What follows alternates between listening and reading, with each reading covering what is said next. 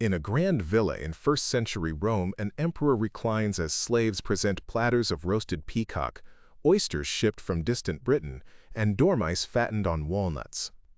Across the city, a stonemason finishes his day with a humble bowl of grain porridge and a lump of coarse, dark bread. One meal is a performance of immense wealth and power. The other is simple fuel for survival.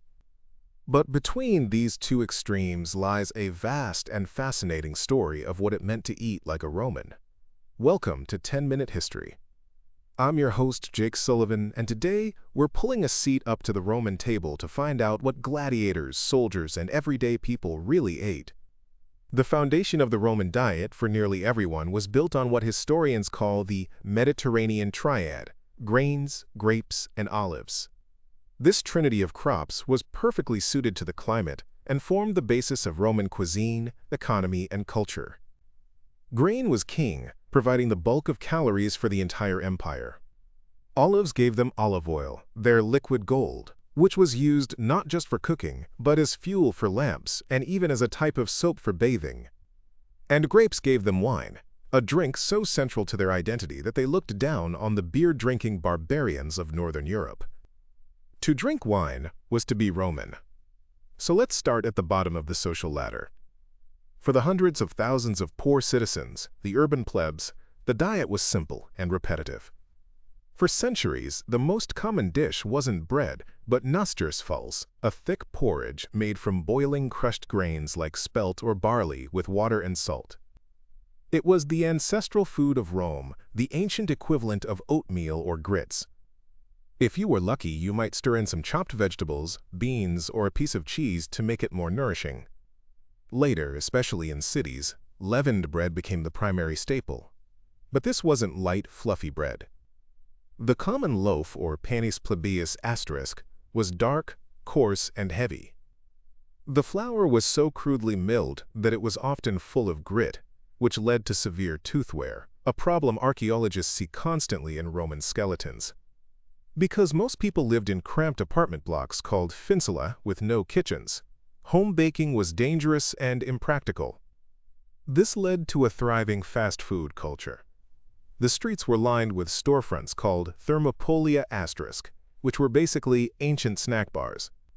They had L-shaped counters with large clay pots set into them, holding hot, ready-to-eat foods like lentil stew, sausages, and of course, cheap wine. For many of Rome's poor, these street vendors were their main source of a hot meal. After grains, vegetables, and legumes were crucial. Lentils, chickpeas, and fava beans were the, quote, poor man's meat, providing essential protein. The Romans had a particular obsession with cabbage, praising it as a cure for everything from ulcers to hangovers. Garlic, onions, and leeks provided strong, cheap flavor to otherwise bland meals. Meat, however, was a rare luxury. The most common meat was pork, but even that was usually reserved for festivals. The most reliable source of protein for the common person was cheese, typically a simple, fresh sheep's or goat's milk cheese that could be eaten with bread. And what did they wash it all down with? Clean water was a gift of the state, delivered through magnificent aqueducts to public fountains. But they also drank apasca, sort of ancient Gatorade made by mixing cheap, sour wine or vinegar with water. The acidity helped kill bacteria in the water, and it was a cheap and refreshing drink for workers and soldiers. This simple, starchy diet was a world away from the emperor's feast, but it was the diet of survival that fueled the vast majority of the empire. Now let's turn to one of the most organized and well-fed groups in Roman society, the soldiers. The Roman army was an unstoppable machine, and that machine ran on a very specific diet designed for performance, not pleasure. Like everyone else, the legionaries' diet was founded on grain. But unlike civilians, a soldier didn't get bread, he got grain rations, about 2 pounds of wheat per day. Each 8-man squad was issued its own portable hand mill. This meant soldiers had to grind their own flour every day, a tough job, but it ensured the flour was fresh. They would bake this into a hard, unleavened biscuit called militaris asterisk, or military bread, a kind of hardtack that was durable and perfect for a man on the march. This grain ration was supplemented with a few key items: bacon, hard cheese, and salt.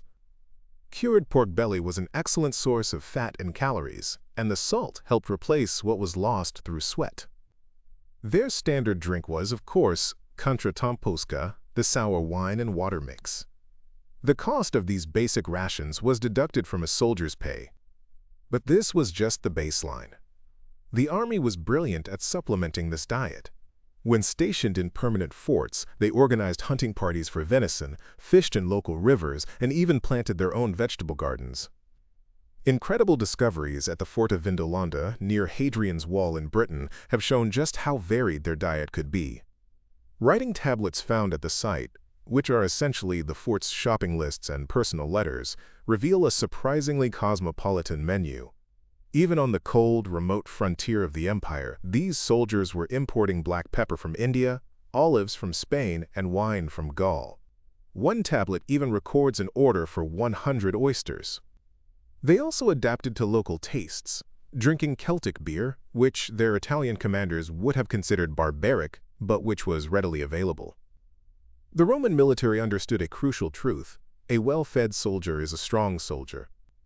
Their robust and flexible food supply was a key weapon in their arsenal, fueling the legions that conquered and controlled the known world.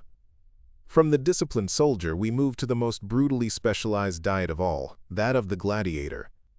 Gladiators were valuable investments, and their owners, the *Lannister*, paid close attention to their physical condition.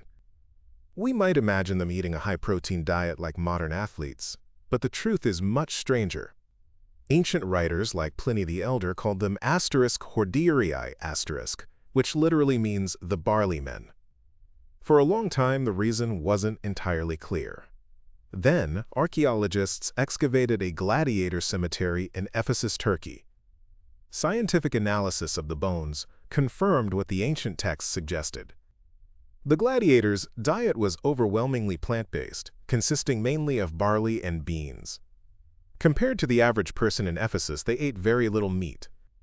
So why the high-carb diet? The goal wasn't to create lean, chiseled athletes. It was to build up a thick layer of subcutaneous fat over their muscles. This layer of fat acted like a form of padding. It protected underlying nerves and muscles from superficial cuts. A slash that might injure a leaner fighter would only create a non-critical flesh wound on a fatter gladiator. This also had a huge impact on the spectacle. Cuts into the fat layer would bleed heavily, making the fight look far more dramatic for the audience, without necessarily putting the gladiator's life at risk. More blood meant a better show, and a more valuable gladiator. But the bone analysis revealed another, even more bizarre secret. The gladiators had incredibly high levels of a mineral called strontium in their skeletons. A plant-based diet is naturally higher in strontium, but these levels were so extreme they pointed to something else. Researchers now believe the gladiators were taking a special supplement, a drink made from plant ash. A diet of just barley and beans is dangerously low in calcium, which is vital for strong bones and healing from injuries. Burning plants creates an ash that is extremely rich in calcium and strontium. By drinking this foul-tasting ash and water mixture, the gladiators were fortifying their bones, helping them withstand and recover from the brutal trauma of the arena. It was, in effect, a Roman sports recovery drink, scientifically tailored for their violent profession. And now, we climb to the very top of the Roman food chain, to the world of the elite, where dining was a form of theater. The main event was the *Cena*, or banquet, which could last for hours. Guests didn't sit. They reclined on couches in a dining room called a *triclinium. A formal dinner had 3 parts. First came the appetizers, which might include eggs, radishes, oysters, and perhaps the most infamous Roman delicacy of all, the fattened dormouse, roasted and glazed with honey and poppy seeds. Next came the main courses, a parade of dishes designed to show off the host's wealth. There were roasts of pork and venison, but for a real statement, you served exotic birds like peacock, pheasant, or even ostrich. Presentation was everything. A peacock might be recooked and served with its feathers reattached. A whole boar might be carved open to reveal sausages spilling out like entrails. The goal was to serve foods that were rare, expensive, and difficult to get.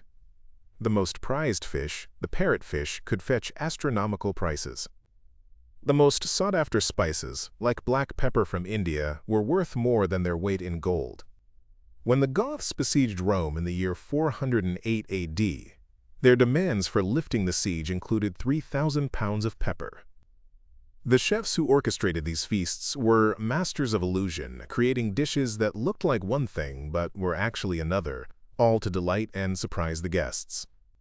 But there was one flavor that tied the entire Roman food world together, from the slave's bowl to the emperor's banquet table: Garum asterisk.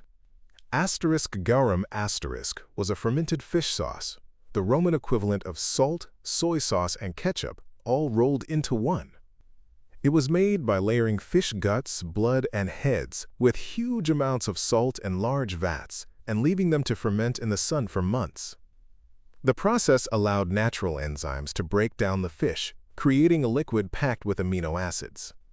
The result wasn't a rotten fish taste, but a powerful, savory flavor we now call umami. It added a salty, complex depth to everything, and it was used in almost every savory dish and even some sweet ones. The highest quality garum asterisk was incredibly expensive, a luxury item shipped across the empire in branded jars. But cheaper versions were available to all. This pungent sauce was the definitive taste of ancient Rome. So what does this all tell us? The Roman diet was a mirror of Roman society itself. It was a system of incredible logistical achievement, but also of brutal inequality. Food was power. The state's ability to provide bread and circuses was a tool of political control that kept the massive population of Rome fed and quiet. Food was the fuel of empire, with the army's rations powering the conquest of new lands. And for the elite, food was status, a way to display the vast reach of their power on a plate. The Roman Empire may have fallen, but its culinary legacy is still with us.